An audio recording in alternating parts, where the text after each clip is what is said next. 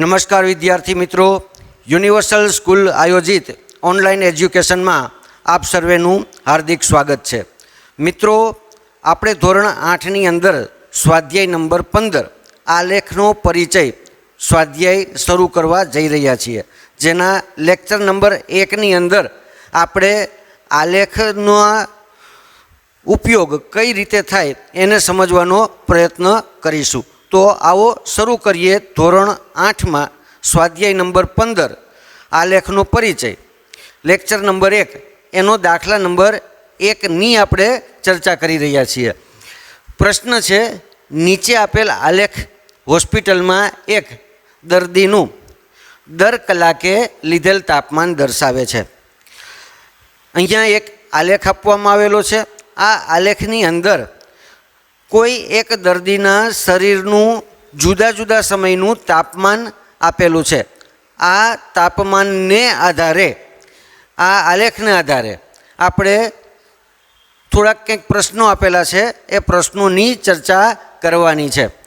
जे आलेख आपेलो है आलेख ने आपणे जोईए तो ए आलेख रेखीय आलेख है। एक बिंदु थी बीजा बिंदु, बीजा बिंदु थी त्रीजा बिंदु, चौथा बिंदु, पांचमा, छठा ने सातमा बिंदु सुधी एक बीजा साथे कनेक्टेड है। आ आलेख में जे नीचेनी धरी है कि जेने सामान्य रीते एक्स अक्ष कहेवामां आवे छे, आ एक्स अक्ष पर समय दर्शावेलो है। ज्यारे जे ऊभी धरी है, ऊभो अक्ष जे छे एने वाय अक्ष तरीके ओळखवामां आवे छे अने वाय अक्ष पर तापमान सेल्सियस में दर्शावेलू है। तो आवो एक आलेख आपेलो है। आ आलेखना आपणे प्रश्न जवाबनी चर्चा करवानी है। प्रश्न नंबर 1 है, बपोरे 1 वाग्ये दर्दीना शरीरनु तापमान शुं हतुं। आलेखने आपणे जोई अने एवुं नक्की करवानुं छे के आनुं जे व्यक्ति है, जे दर्दी है, एनुं बपोरे 1 वागे शरीरनु तापमान केटलुं हतुं। तो आलेख में आपणे 1 वाग्याना समय पर जईए, एनी सीधी लाइन जोईए। वाय अक्ष ने समांतर हो एवी एक सीधी लाइन दौरीए अने त्यांथी जईए आपणे एक्स अक्ष ने समांतर हो एम। तो आ बंने तापमान है 36 अने 37 नी वच्चे आपेला है। तो बपोरे 1 वागे दर्दीना शरीरनु तापमान केटलुं हतुं तो के 36.5 अंश सेल्सियस तापमान हतुं।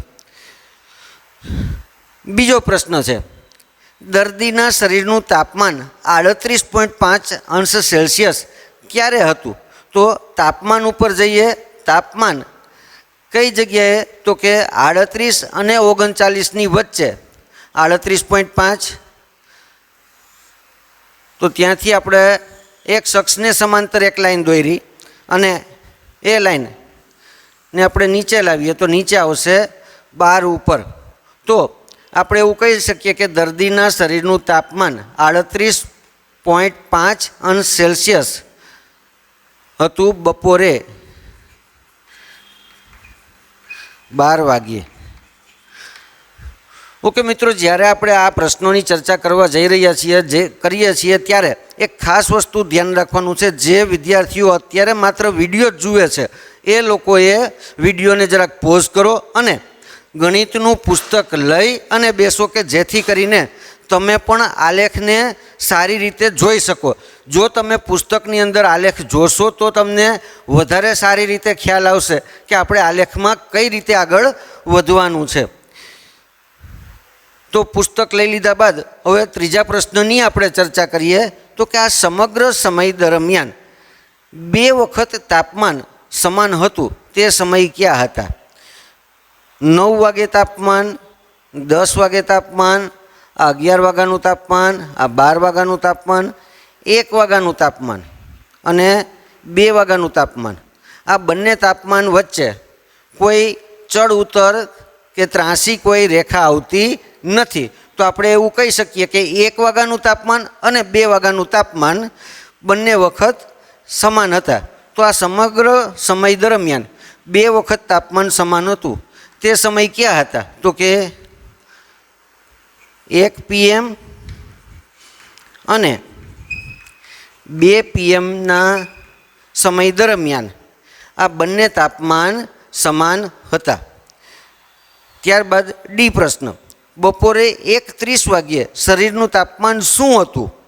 કેવી રીતે, અથવા તો તમે એવા તારણ ઉપર કઈ રીતે પહોંચી શકો કે બપોરે 1:30 વાગે જે તાપમાન છે એ તાપમાન, જે તાપમાનની વાત કરીએ છીએ એ તાપમાન કેટલું હતું? તો બપોરે 1:30 વાગે એટલે કે 1 અને 2ની વચ્ચે, 1 અને 2ની વચ્ચે એટલે 1:30 PM થઈ ગયા. આ 1:30 PM તાપમાન કેટલું છે? તો કે 1:30 PM તાપમાન 36.5°C હતું. બપોરે 1:30 વાગે શરીરનું તાપમાન કેટલું હતું? 36.5°C. આવું આપણે કઈ રીતે કહી શકીએ? તો કે 1 વાગ્યાનું તાપમાન 36.5°C હતું, 2 વાગ્યાનું તાપમાન પણ 36.5°C હતું. મતલબ કે 1 વાગ્યાથી 2 વાગ્યા સુધીમાં ના જે સમયગાળો છે, 1 થી 2 વચ્ચેનો જે સમયગાળો છે, આ સમયગાળા દરમિયાન તાપમાનમાં કોઈ પણ જાતનો વધારો કે ઘટાડો થયેલો નથી. એટલે આપણે એવું કહી શકીએ કે 1:30 વાગે જે તાપમાન હતું એ તાપમાન પણ 36.5°C હતું. ત્યારબાદ છેલ્લું, સમયના કયા ગાળામાં દર્દીના શરીરનું તાપમાન વધી રહ્યાનું જણાતું હતું? આપણે જે આલેખ છે એ આલેખ જુદા જુદા સમયે તાપમાનમાં વધારા કે ઘટાડાનો આલેખ છે. તો આ આલેખને આધારે આપણે એવું નક્કી કરવાનું છે કે સમયના કયા ગાળામાં દર્દીના શરીરનું તાપમાન વધી રહ્યાનું જણાતું હતું. સવારે જે 9 વાગ્યાનું તાપમાન હતું એ 35.5°C ચાલુ થઈ 10 વાગે 36 થયું, 11 વાગે 39 થયું, 12 વાગે 38.5 થયું. તો સવારે 9 વાગ્યાથી ચાલુ કરી અને 11 વાગ્યા સુધી તાપમાનમાં વધારો થતો હતો. ત્યારબાદ તાપમાન ઘટ્યું, પાછું ઘટ્યું સ્થિર, અને 2 વાગ્યાથી 3 વાગ્યાની દરમિયાન પાછું તાપમાનમાં વધારો થતો જોવા મળે છે. મતલબ કે જે સમયની સાથે તાપમાનમાં વધારો થાય છે એવી જે લાઈન છે એ એક લાઈન આપણને સવારે 9 વાગ્યાથી 11 વાગ્યા સુધી જોવા મળે છે, અને બપોરે 2 થી 3 દરમિયાન આપણે તાપમાનમાં વધારો થાય છે. તો શરીરના કયા ગાળામાં દર્દીના શરીરનું તાપમાન વધી રહ્યાનું જણાતું હતું? એનો જવાબ આવશે 9 AM થી 11 AM, અને બીજું જે છે એ બપોરે 2 PM થી 3 PM સુધીના સમયગાળામાં તાપમાન વધી રહ્યું હતું. તો આ હતો મિત્રો આપણો દાખલા નંબર 1. જે આલેખ આપેલો છે, આલેખ છે સમય સાથે તાપમાનનો આલેખ આપેલો છે. સમય સાથે તાપમાનના આલેખમાં સામાન્ય રીતે જેમ જેમ સમય વધે છે એમ તાપમાનમાં ક્રમશઃ વધારો થતો હોય અથવા તો ઘટાડો થતો હોય એવું આપણને આમાં જોવા મળે છે. ત્યારબાદ નેક્સ્ટ પ્રશ્ન તરફ આગળ વધીએ. દાખલા નંબર 2. નીચેના રેખીય આલેખમાં એક ઉત્પાદક કંપનીએ જુદા જુદા વર્ષમાં કરેલ વેચાણ દર્શાવેલ છે. આપણને જે આલેખ આપવામાં આવેલો છે એ આલેખ જુદા જુદા વર્ષની અંદર કોઈ એક ઉત્પાદક કંપનીએ કરેલું વેચાણ કરોડ રૂપિયામાં અલગ અલગ બતાવેલું છે. આને આધારે આપણે આ પ્રશ્નોના જવાબ આપવાના છે. પહેલો પ્રશ્ન છે કે વર્ષ 2002 અને વર્ષ 2006માં કેટલું વેચાણ થયું હતું? તો આપણે આલેખની અંદર પુસ્તકને તમે ધ્યાનમાં રાખી અને પ્રશ્નના જવાબને જોતા જવાના છે. વર્ષ 2002માં વેચાણ કેટલું છે? તો કે 2002માં 4 કરોડનું વેચાણ થયેલું હતું. વર્ષ 2002માં 4 કરોડનું વેચાણ થયેલું હતું. વર્ષ 2006માં આપણે વાત કરીએ તો 8 કરોડનું વેચાણ થયેલું હતું. 2002માં 4 કરોડ અને 2006માં 8 કરોડનું વેચાણ હતું. ત્યારબાદ પ્રશ્ન નંબર બી. વર્ષ 2003 અને વર્ષ 2005માં કેટલું વેચાણ થયેલું હતું? વર્ષ 2003 અને વર્ષ 2005માં કેટલું વેચાણ થયેલું હતું? તો વર્ષ 2003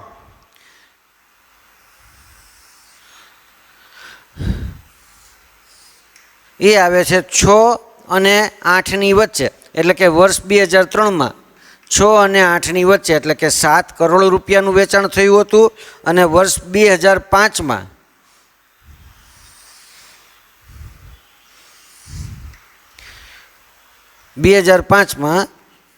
10 કરોડ રૂપિયાનું વેચાણ થયેલું હતું. તો આ બે પ્રશ્ન થયા. નેક્સ્ટ ત્રીજો પ્રશ્ન, વર્ષ 2002 અને વર્ષ 2006ના વેચાણમાં કેટલો તફાવત હતો?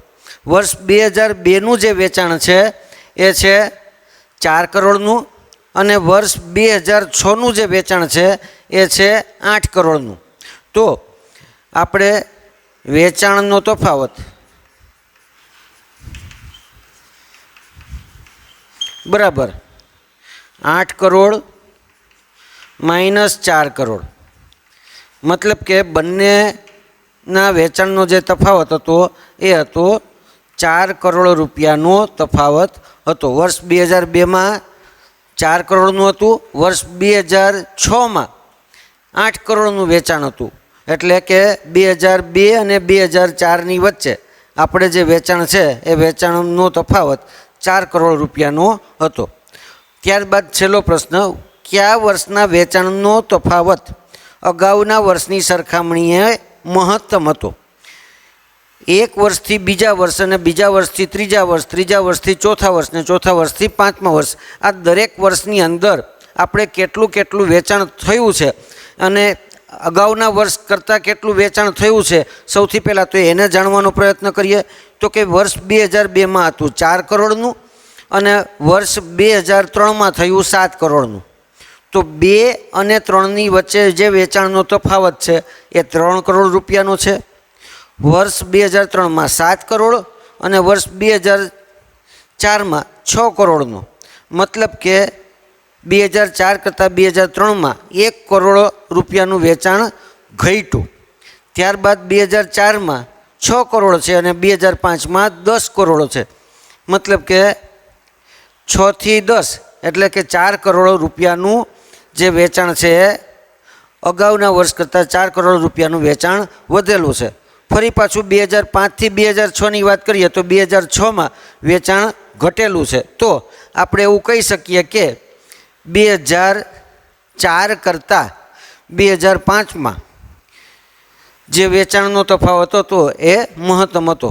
વર્ષ 2004 કરતાં વર્ષ 2005માં વેચાણનો તફાવત મહત્તમ હતો. તો આ હતો આપણો દાખલા નંબર 2. ત્યારબાદ જે આપણે ચર્ચા કરવાની છે મહત્ત્વના જે કંઈ દાખલાઓ છે પરીક્ષાના સંદર્ભમાં આપણે જે પૂછી શકાય એવા જે દાખલાઓ છે અત્યારે એની જ ચર્ચા કરી રહ્યા છીએ.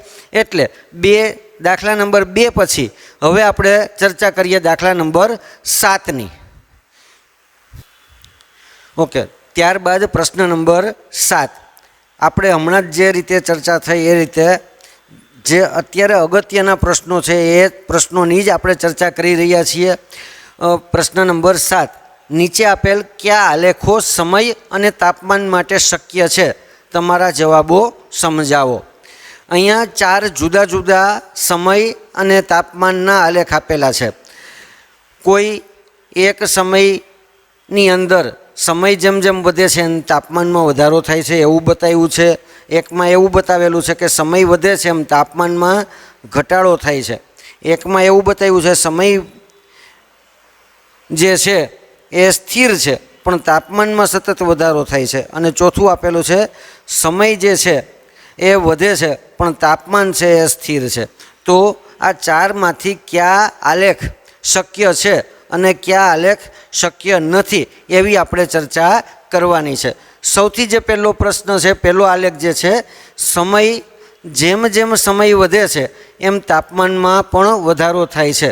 તો આ વસ્તુ વ્યવહારિક રીતે શક્ય છે કે નહીં એવું આપણે નક્કી કરવાનું છે. જેમ જેમ સમય વધે છે એમ તાપમાનમાં પણ વધારો થાય. તો મિત્રો, આ પ્રકારની ઘટના આપણને સામાન્ય રીતે ઉનાળાની પરિસ્થિતિમાં, ઉનાળાના દિવસોમાં આ પ્રકારની પરિસ્થિતિ આપણને જોવા મળતી હોય છે કે જેમ જેમ દિવસ વધતો જાય છે, સવારે 9 વાગે જે તાપમાન હોય એના કરતાં 10 વાગે તાપમાન વધી જાય, 10 વાગે જે તાપમાન હોય એનાથી 11 વાગે તાપમાન વધે. તો જેમ જેમ સમય વધે છે એમ તાપમાનમાં વધારો થતો હોય એવું આપણને ઉનાળામાં જોવા મળે છે. તો સમય સાથે તાપમાન વધે એ શક્ય છે. દાખલા તરીકે ઉનાળાની સિઝન, ઉનાળાની સિઝનમાં સમય સાથે તાપમાન વધે એવું આપણને સામાન્ય રીતે જોવા મળે છે. તો એવું શક્ય છે. ત્યાર પછી બીજો જે આલેખ છે એ સમય જેમ વધે છે એમ તાપમાનમાં ઘટાડો થાય છે. શરૂઆતના સમયમાં તાપમાન સૌથી વધારે હતું, પણ જેમ જેમ તાપમાન વધતો ગયો એમ સમય વધતો ગયો એમ તાપમાનમાં ઘટાડો થાય છે. તો આવું પણ આપણને ઘણી બધી જગ્યાએ જોવા મળે છે. તો આ વસ્તુ પણ શક્ય છે. કઈ જગ્યાએ આ જોવા મળશે? કોઈને ખ્યાલ આવે ખરો કે આવું ક્યારે જોવા મળે? તો કે સામાન્ય રીતે આપણે શિયાળાની રાતે, શિયાળાની રાત, સરસ મજાનો શિયાળો જામી ગયો હોય ને એની જે રાત છે એ રાતમાં આપણને આ પ્રકારની પરિસ્થિતિ જોવા મળે છે. રાતે ઠંડીનું જે પ્રમાણ હોય એ પ્રમાણ દિવસે જેમ જેમ રાત વધતી જાય, રાતે 12 વાગે ઠંડીનું જે પ્રમાણ હોય 12 થી 1 વાગે તો ઠંડી થોડીક વધે, 1 થી 2 વાગે તો એનાથી ઠંડી વધે, સવારે 4:30 5ની આસપાસ તો આપણે ઠરી જઈએ એવી આપણને ઠંડી લાગતી હોય. તો એવું પણ શક્ય છે. સમય વધે છે ને તાપમાનમાં ઘટાડો થાય છે, આવું પણ બને. બીજું એક ઉદાહરણ, અત્યારે ઉનાળાની સિઝનમાં જ્યારે આપણે કોઈ રૂમની અંદર એસી ઓન કરીએ છીએ ત્યારે પણ આ જ પ્રકારની પરિસ્થિતિ જોવા મળે છે કે જેમ જેમ સમય વધતો જશે એમ રૂમનું જે ટેમ્પરેચર છે એ ડાઉન આવતું જશે અને રૂમ જે ગરમ હતો એમાંથી ઠંડો થઈ જાય. તો સમય સાથે તાપમાનમાં ઘટાડો થાય એ શક્ય છે. દાખલા તરીકે અત્યારે લખું છું શિયાળાની રાત્રિ. ત્યારબાદ ત્રીજો જે આલેખ છે, સમય છે એ સમયને સ્થિર કરી દીધો છે અને તાપમાનમાં સતત વધારો થાય છે. આવું ક્યારેય આપણને જોવા મળે નહીં. માનો કે એસી ચાલુ કરીએ છીએ તો એસીમાં તાપમાન ઘટે છે, એક સમયે જે તાપમાન હતું એ તાપમાન ઘટ્યું, તો તાપમાન ઘટ્યું તો સમયમાં પણ પરિવર્તન આવ્યું હોય. થોડા સમય પછી તાપમાન ઘટ્યું એવું આપણે કહીએ છીએ કે થોડા સમય પછી તાપમાન વધ્યું. તાપમાન વધે છે. કોઈ એક સમયે સવારે 9 વાગે તાપમાન માનો કે 30 ડિગ્રી સેલ્સિયસ હોય તો 10 વાગે 30નું 32 થાય કે 30નું 28 થાય એવું તો શક્ય છે. પણ 9 વાગે 30 ડિગ્રી તાપમાન હોય, 9 વાગે 35 ડિગ્રી તાપમાન હોય, 9 વાગે 42 ડિગ્રી તાપમાન હોય. કોઈ એક જ સ્થળે, કોઈ એક જ જગ્યાએ, કોઈ એક જ પરિસ્થિતિમાં સમય અચળ રહી અને તાપમાન વધે એવું શક્ય નથી. સમય અચળ હોય અને તાપમાન વધે એ શક્ય નથી. અને ત્યારબાદ ચોથો પ્રશ્ન છે, સમય છે એ વધે છે જ્યારે તાપમાન છે એ સ્થિર છે. એક જ તાપમાન, સમય વધતો જાય છે પણ તાપમાન એક સમાન રહે છે. તો આ પરિસ્થિતિ પણ આપણે વ્યવહારિક રીતે અનુભવી શકીએ છીએ. કોઈ એક રૂમની અંદર એક ટેમ્પરેચરને આપણે સેટ કરી દીધું, અથવા તો રેફ્રિજરેટરની અંદર આપણે ટેમ્પરેચર સેટ કરી દીધું, પછી સમય ભલે ગમે તેટલો જાય પણ એ જે ટેમ્પરેચર છે એક સમાન, એ તાપમાન છે એક સમાન જ રહેતું હોય તો એવું શક્ય છે. સમય વધે અને તાપમાન સ્થિર રહે એ શક્ય છે. દાખલા તરીકે કોઈ કુલિંગ સિસ્ટમ દ્વારા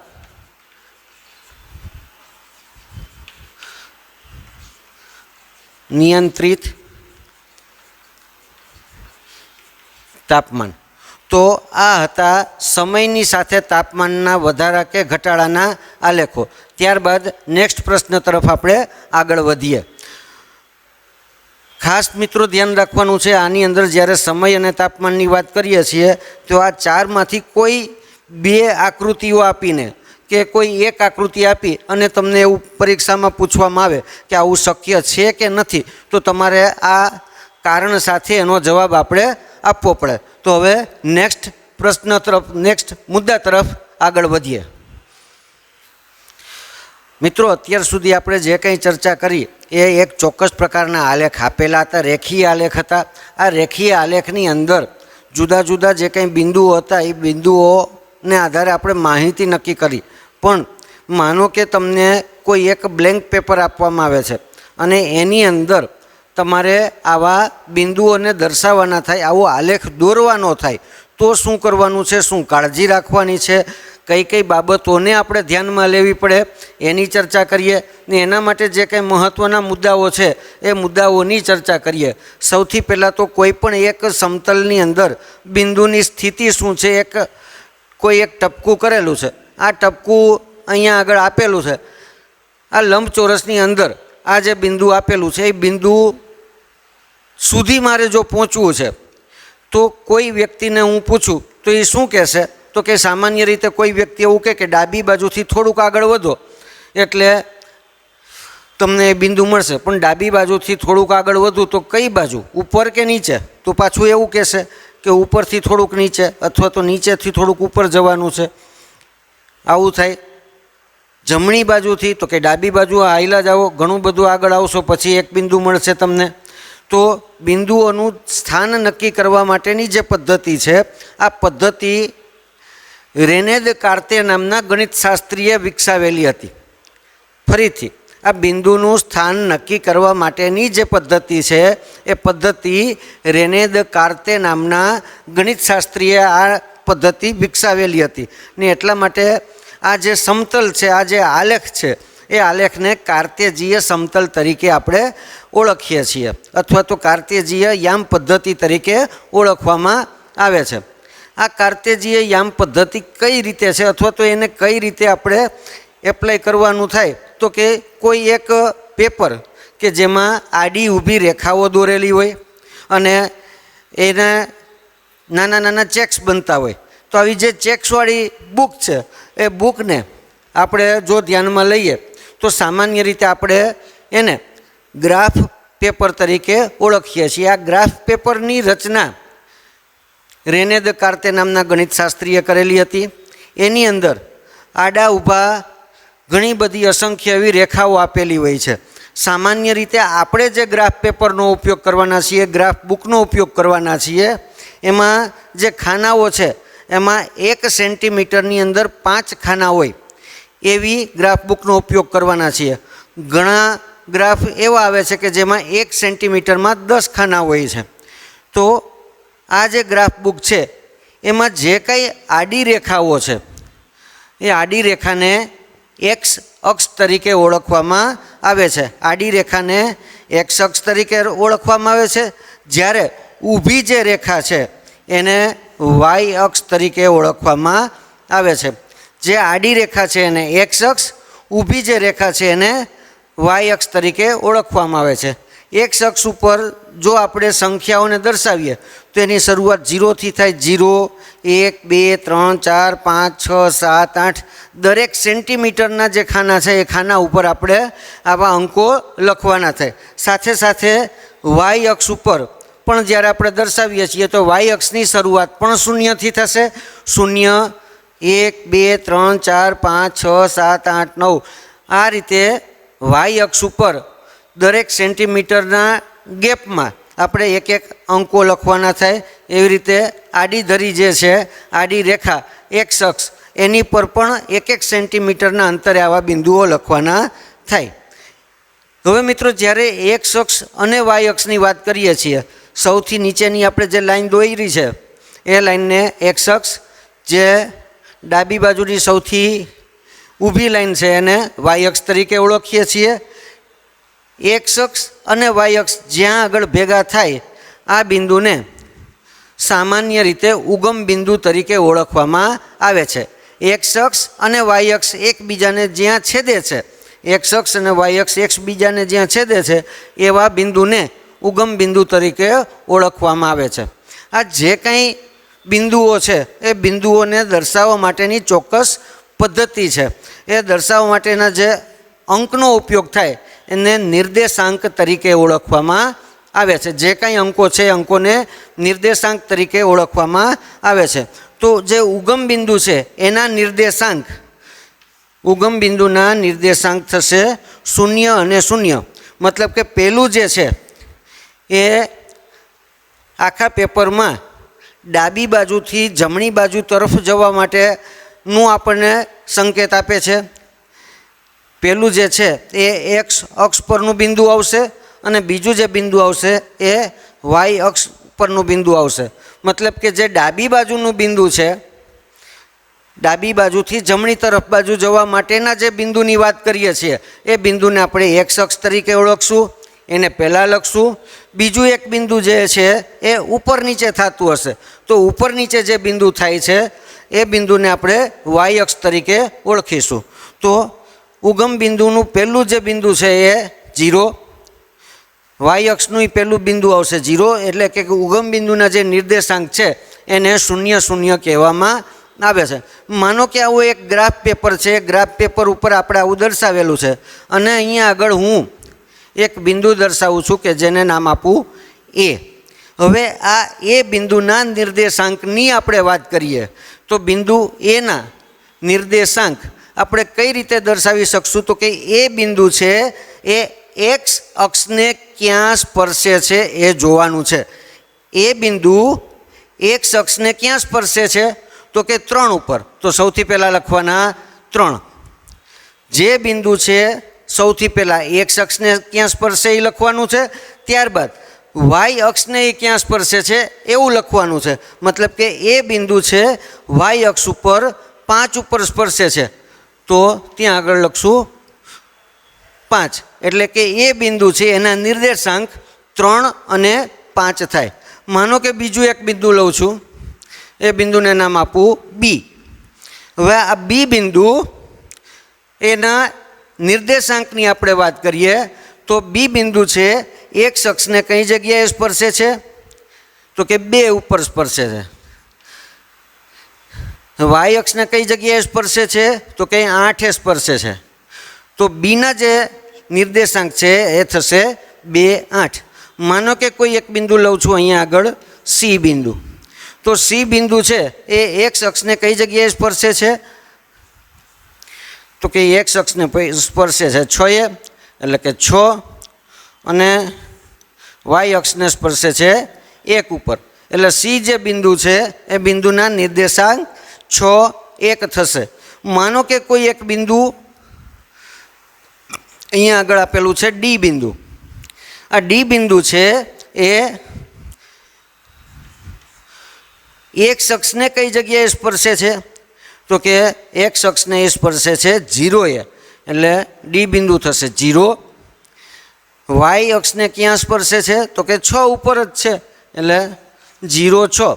તો ડી બિંદુ છે જેનો એક્સિયમ 0 આવે એક્સની વેલ્યુ છે એ શૂન્ય હોય અને વાયની વેલ્યુ આપેલી હોય તો એવું બિંદુ હંમેશા વાય અક્ષ ઉપર હોય. એવી રીતે માનો કે એક બિંદુ લઉં છું ઈ બિંદુ. આ ઈ બિંદુ છે એક્સ અક્ષને કઈ જગ્યાએ સ્પર્શે છે તો કે 3 સ્પર્શે છે. વાયને ક્યાં સ્પર્શે છે તો કે 0 સ્પર્શે છે. તો જે ઈ બિંદુ છે જેની એક્સની વેલ્યુ આપેલી છે અને વાયની વેલ્યુ છે શૂન્ય, તો ઈ બિંદુ છે એ હંમેશા એક્સ અક્ષ ઉપર હોય. તો આ રીતે કોઈ પણ બિંદુને આપણે આલેખ પેપર ઉપર ગ્રાફ પેપર ઉપર દર્શાવી શકીએ. આને નિર્દેશાંક કહેવામાં આવે છે. હવે નેક્સ્ટ લેક્ચરની અંદર મિત્રો આપણે જ્યારે વાત કરવાની છે ત્યારે ખાસ શું ધ્યાન રાખવાનું છે તો કે ત્યારે તમારે આવી એક ગ્રાફ બુક જે આપણે અગાઉ લેવડાવેલી હતી આ ગ્રાફ બુક લઈ સાથે પેન્સિલ, સ્કેલ, સંચો, ઇરેઝર જેની કાંઈ જરૂર પડે છે એવા કંપાસના સાધનો લઈ અને બેસવાનું છે. જે પ્રકારે આપણે બોર્ડ ઉપર વર્ક થશે એ પ્રકારે સાથે સાથે આપણે એવા આલેખને દોરવાનો પ્રયત્ન કરીશું. તો નેક્સ્ટ લેક્ચરમાં ફરી પાછા મળીએ ત્યારે ખાસ શું ધ્યાન રાખવાનું છે તો કે ગ્રાફ બુક લઈને કંપાસના જે કંઈ સાધનો છે એ લઈને બેસવાનું છે. અને હા, આપણે જે રીતે દર વખતે વાત કરીએ છીએ એ રીતે જ્યારે પણ તમે વિડીયો જુઓ છો, વિડીયો જોયા બાદ તમારે શું કરવાનું છે તો કે તમારું નામ, ધોરણ, વર્ગ અને રોલ નંબર કોમેન્ટ બોક્સમાં લખવાના છે. તો નેક્સ્ટ લેક્ચરમાં ફરી મળીએ, ત્યાં સુધી રજા આપશો. આભાર.